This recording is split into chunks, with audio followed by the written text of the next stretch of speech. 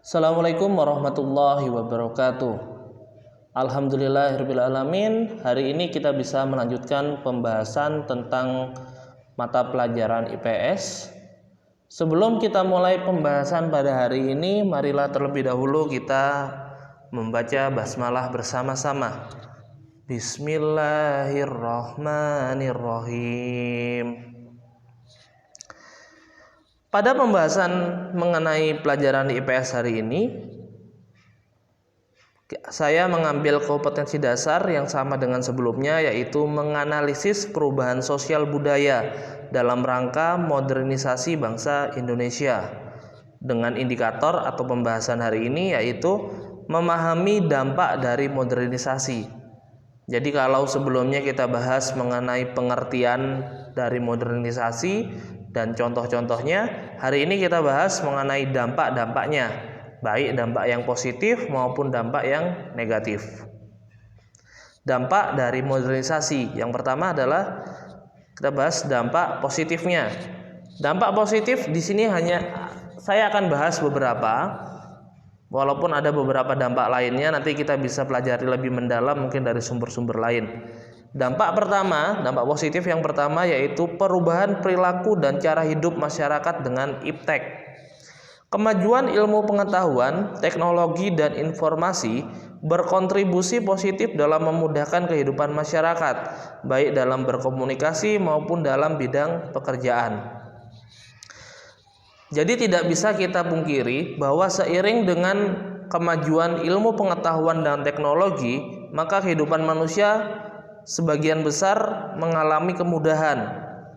Hal ini juga mempengaruhi perilaku dan cara hidupnya. Yang semula cenderung orang-orang itu bekerjanya menggunakan tenaga, tapi berkat adanya teknologi, mereka cenderung memanfaatkan teknologi tersebut untuk memudahkan hidupnya. Dampak yang kedua yaitu perubahan nilai dan sikap ke arah positif. Terbukanya sikap terbuka dan terbentuknya sikap terbuka akan perubahan dan keinginan untuk terus berinovasi guna mencapai kesejahteraan yang dicita-citakan. Jadi yang dimaksud perubahan nilai dan sikap ini adalah perubahan dari manusia itu dalam menghadapi teknologi. Jadi seiring kemajuan teknologi, modernisasi yang terjadi, maka manusia cenderung untuk semakin inovatif, semakin kreatif, inovatif, dan terus untuk berusaha memajukan hidupnya agar mencapai kesejahteraan yang diinginkan. Yang ketiga, meningkatkan efektivitas dan efisiensi pekerjaan individu.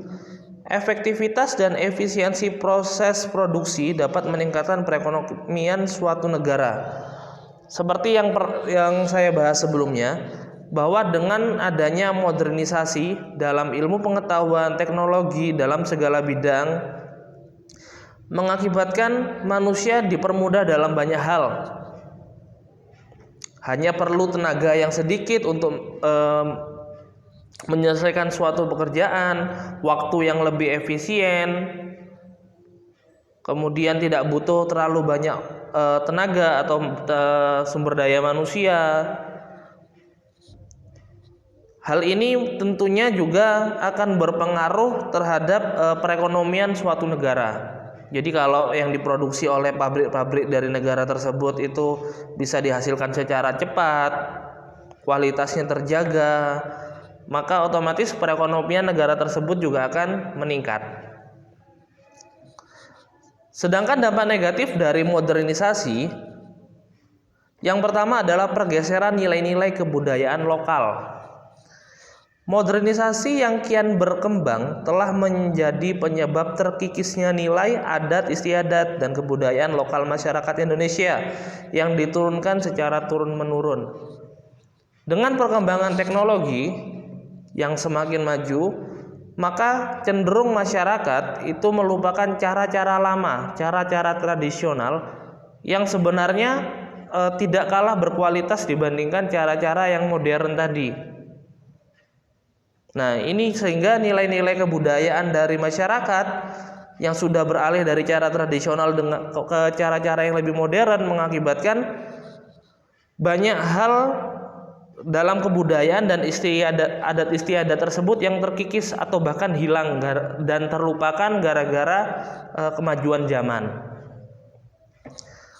Yang kedua, terkikisnya nasionalisme bangsa. Modernisasi dapat mengikis nasionalisme suatu bangsa di bawah pengaruh kemajuan teknologi dan informasi serta cara pandang dan budaya barat. Modernisasi tidak hanya menyajikan kemudahan-kemudahan bagi penggunanya, juga di sini memberikan pengaruh-pengaruh negatif, salah satunya yang mengakibatkan terkikisnya nasionalisme masyarakat suatu negara. Contoh misalnya kita lihat anak muda zaman sekarang dibandingkan dengan kebudayaan nasional, kebudayaan daerah, mereka lebih tertarik dengan kebudayaan dari luar negeri.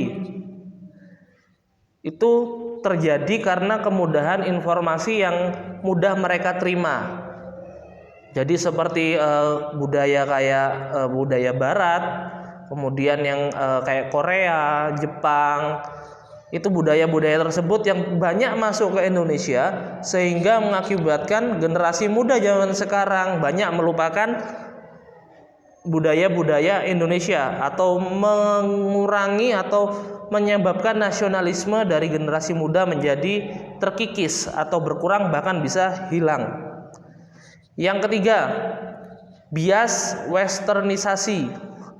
Modernisasi sering dikaitkan dengan konsep westernisasi, yaitu gaya hidup dan cara pandang yang berkiblat pada budaya barat. Dalam hal ini tidak semua budaya barat berdampak positif, melainkan juga berdampak negatif bagi individu dan lingkungan sosialnya. Seperti yang kita tahu bahwa adanya modernisasi tadi mengakibatkan kita banyak mengadopsi atau berpatokan pada budaya-budaya selain budaya nasional. Seperti contohnya di sini westernisasi budaya barat yang diserap oleh generasi muda zaman sekarang. Seperti cara berpakaian, cara berpenampilan, gaya hidup. Itu semua diserap oleh generasi muda zaman sekarang. Karena banyak gaya hidup dari kebudayaan barat yang tidak sesuai dengan budaya Indonesia. Contoh tadi misalnya gaya berpakaian yang menampilkan aurat, berpakaian yang terlalu minim, tidak sesuai dengan tempatnya, atau gaya hidup misalnya gaya hidup seperti anak punk, gaya hidup seperti kebiasaan ke diskotik dan lain-lain. Itu semua adalah budaya barat yang tidak sesuai dengan budaya bangsa, yang tentunya berakibat negatif bagi masyarakat dan lingkungan. Yang keempat, dampak negatif yang keempat adalah kesenjangan teknologi.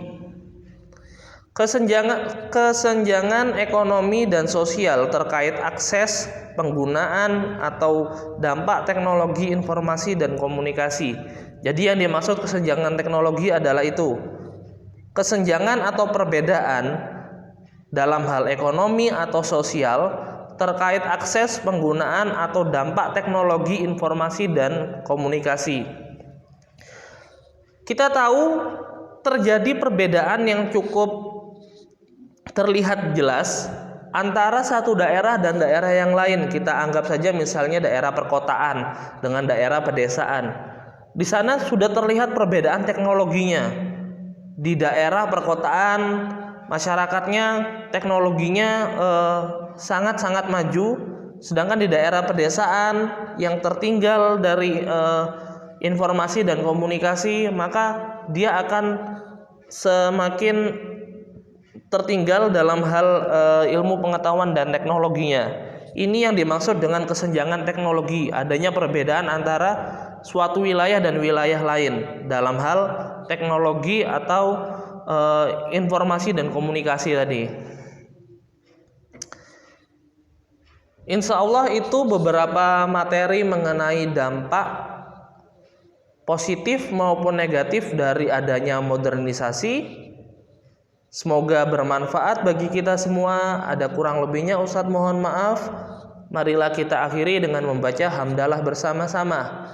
Alhamdulillahi Rabbil Alamin. Ustadz akhiri. Assalamualaikum warahmatullahi wabarakatuh.